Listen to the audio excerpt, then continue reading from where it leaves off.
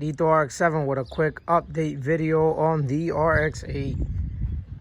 Believe it or not, and it's my fault for not, putting up more videos, but I'm back in.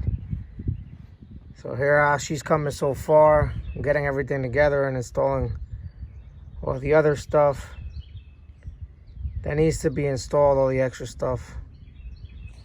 Just wanted to quick share something.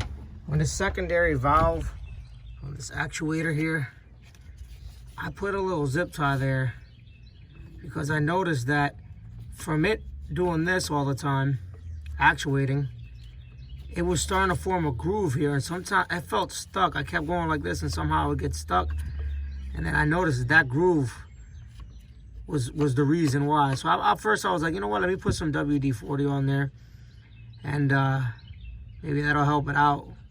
But then I said, no, I want some padding. Either way, this engine, as you saw, I had to open up that engine that I bought for this car, and it turned out that it was bad.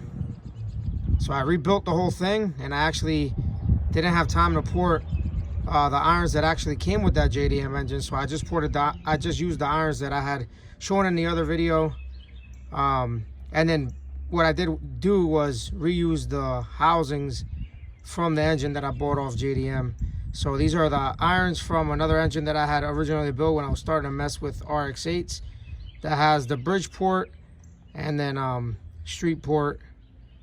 And yeah, I mean, I can't wait to hear how it sounds, and especially with this is gonna make those secondary ports. This is actually for the secondary ports. So here's your auxiliary port, auxiliary secondary. So this is for high RPM, and then this is your secondary ports on the outside irons, on the front and rear iron. And yeah, because of that, it's always gonna be open a little bit. So with it being Bridgeport, it should wrap real nice.